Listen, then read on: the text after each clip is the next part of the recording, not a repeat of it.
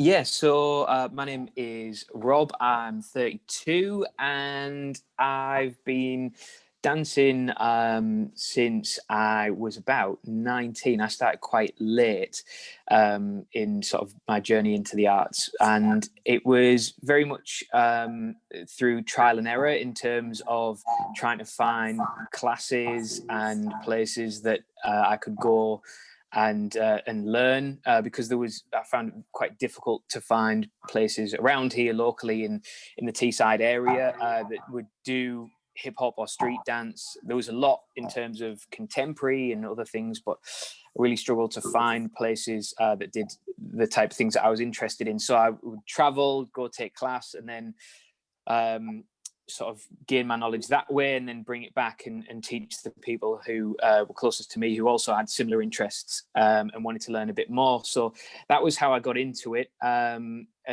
it's been a sort of a mad journey ever since, really. So that's awesome. I really, really love that attitude. I'd like to see so much more of that on Teesside. Like something here, go and get what you need to bring it here. I think that's absolutely tremendous. 100%.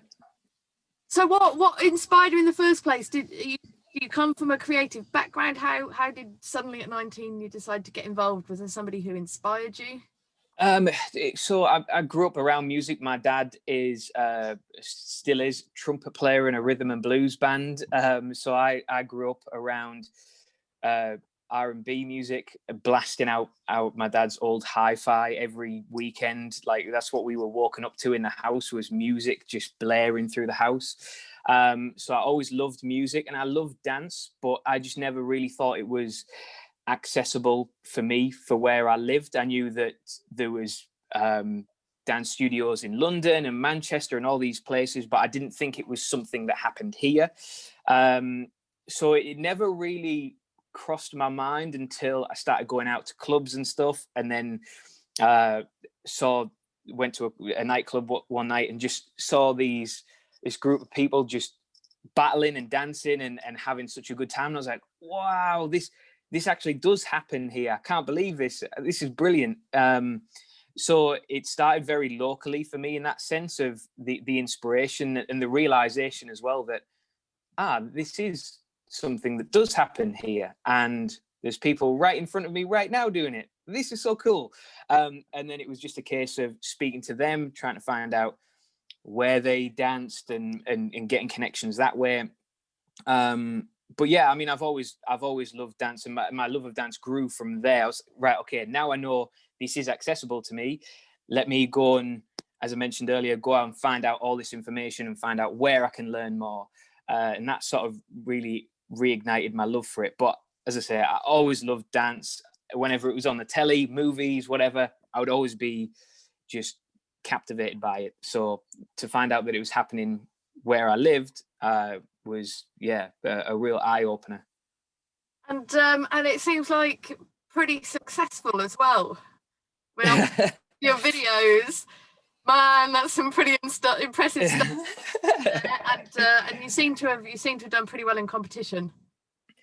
Yeah, so as I mentioned, I would travel and I'd go and take class, and it was all very individual at the time. So there was me and one of my friends from Newcastle. We would save up all year, and then every summer for about 3 or 4 years, we would go abroad. So we'd go to Italy or Spain or somewhere where they held like a week-long, 2 weeks sometimes, intensives. And what they would do is they would invite all these choreographers from LA, from America, from France, wherever, to then come and teach for a week. And there'd maybe be 6 or 7 really good teachers, like the best of the best in that field that you could want to learn from at the time. So we do that every year for about 4 years. And then I randomly bumped into at a class in Newcastle a mutual friend who told me about an academy in Hartlepool. He says, "Oh, you should come and audition for this. You'd be great." And I was like, I don't know, I don't think I would, but yeah. And I almost didn't go on the day, to the point where he told me, "Look, just think of it this way: it's a day of dance. You come, you dance for the day. What's not to love?" So I was like, "All right, okay, you got me." Yeah, went down. and that was for an audition to be in a dance crew called Rough Diamond. So went there, went to the audition, got in, and from then on in, it was a bit of a whirlwind. So we went to World of Dance UK, which is in London. So it was like all the best crews in London. There's about 15. And then there was us from little old Northeast, little old Hartlepool. Went down on the day, set off at 4 a.m., went down, won, beat all these London crews, all these Manchester crews with all these amazing facilities, and then drove back on the same day, absolutely shattered with first place trophy. Going out to America and competing as well was definitely highlight twice. So it's the best way to sort of equate it is like the Olympics of hip hop dance. So every country has a qualifier. The top 3 out of each country then go to the World Championships, which is held in America, and all compete for the top spots. And we went the first time in 2015, and we finished 12th. So we just missed out on the finals there. And then we went 2 years later, 2017, and that was in Phoenix, Arizona. And we finished 7th in the world, dancing in the final stage, which is something we'd been aiming for ages. Yes, so we made it. We got to the top 7 and danced in front of all these amazing industry choreographers. And, it was live streamed on YouTube in front of millions, which I'm glad they told us afterwards, not before we went on stage, because I think we maybe might have been a bit more nervous than we already were. So yeah, relative success in that sense, and loving every minute of it. It was brilliant. Well, there you go. I mean, what a story. That's just absolutely fantastic. And I had no idea until you sent me the links of any. Absolutely incredible. And you got another project you're involved with, Midnight Marauders? Yeah, so this is something that after, going out to America and competing there, and to get into those final spots, it was 2 years of really hard work. We entered any and every competition going. We'd review our footage and then change it for the next competition and so on until we got to America, and we did, thankfully, as well as we did. After that, it was, right, let's just get away from each other for a bit. All 7 lads living in each other's pockets for 2 years, living in a studio for 2 years. So it took a bit of a break. And for me, it was just wanting to create in a different way, wanting to do something different. I'd competed for a long time, and just wanted something different, wanted to sort of stretch my mind creatively in different ways. And one of my friends who had just got a shiny new camera and had started up his own production company was like, why don't we do this? Why don't I want to do this, and this might help. So this is my wife going upstairs. So said, why don't we do this? Why don't we go and create something? So we sat down, we storyboarded about things we could do and what we wanted to do and how we wanted to do it, movement wise, what it would look like, camera wise, edit wise, what it would look like. And it sort of snowballed, to be honest. We went up to Rosebery Topping, filled one in. There's a little shooting box, if anybody who knows it. We went in there because it was raining. We had this brilliant idea of what it would look like. And then when we got there, the heavens opened and it absolutely bucketed down. And we had to adapt very quickly. So what we planned and what actually happened were 2 very different things. And then the reaction we got from that was really positive. So it snowballed and it kept going, and it turned into this online dance series, which we've got 1 episode, which is left to do, which is all filmed. We just need to edit it. But yeah, it's been really fun. And that's sort of I think the avenue I'd like to go down more now is sort of hip hop theatre and get involved in that side, because that's one thing I've never really done and would love to try my arm at. So this is sort of a way of testing the water and seeing how it goes, and hopefully moving in that direction, I think. Absolutely amazing. I have to say, some of the interviews where I just didn't really know anything about someone are some of the best, the things that you find out, and just making such brilliant points of, just finding something that you love being willing to put yourself out there, you know, not caring if maybe you make yourself look a bit stupid.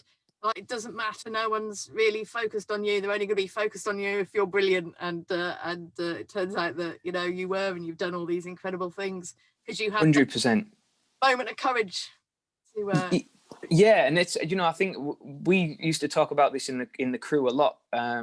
We had an academy, still have an academy in Hartlepool, and what we found with younger students was that they'd really love it and they'd stick at it and they'd really dig in, and then it got to an age where they get to secondary school and other people's opinions start to become more important to them. And, you know, especially if you're a young boy in secondary school, oh, you dance, that's only girls do that. And we used to have to, on a regular basis, sit down with the young lads at the academy and say, look, don't worry about what anybody else says, because this is something that makes you unique, something that makes you different, and that isn't a bad thing. You know, these people are only saying these things because they probably don't have an extracurricular activity or something else that they should be really proud of, and you should be really proud of it. And I think, especially in the Northeast, we get too worried about, oh, well, you know, I'm not doing this or I'm not doing that. And other people, especially with the arts, is in the Northeast, I think some people might turn their nose up at it and think, oh, well, that's not this or that's not that. And I just say to anybody, just do what makes you happy and enjoy it, because the arts is brilliant and it inspires loads of people and it adds a lot to many people's lives, including those who are involved in it, obviously. So yeah, I would just implore anybody to not care about what anybody else says and just do what makes you happy. Whether if that's the arts, brilliant, go for it. Completely into that, absolutely. I don't know if you've seen the film Pride, about, it's like gay and lesbian support the miners, and there's a scene in there where, yes, you know, it's that dance scene and how it changes everything. It's like, whenever you might think about it, like at the end of it, you're all begging to know the moves, because look what it 100%, 100%. And it's, you know, we would get the same when we'd go and do events, or if we get booked for like corporate jobs or whatever, and you'd go, and sometimes the audience, they aren't there to see a dance act, they're there for an award show, or they're there for a corporate dinner or whatever it is, and we were just there to fill a space effectively. And, you know, you might see get a few sniggers or whatever as you're performing, and then afterwards, when the party starts and everybody's on the dance floor dancing, and then everybody's trying to dance and asking you, oh, show us how you do this, or show us how you do that.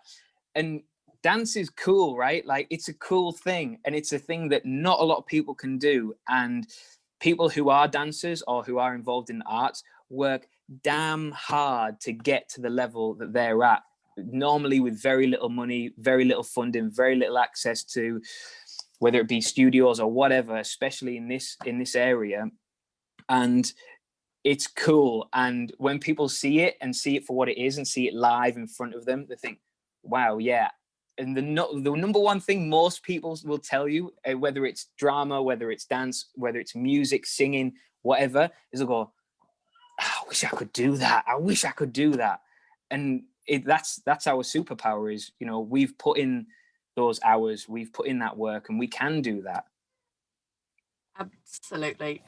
Well, I've not looked at my questions, but I'm pretty sure we've covered everything there. This has been an absolute pleasure. Oh, no, thank you. Get this out and play it to the people. Oh, thank you so much. Yeah, if you ever need anything in the future, I'm more than happy to help. Yeah, you're an absolute ambassador for the work. Oh, bless you. Bless you. Thank you so much. Take care, and very much hope to see you out there in the real world soon. Yes, likewise. Cheers, Lisa. Take care. All the best.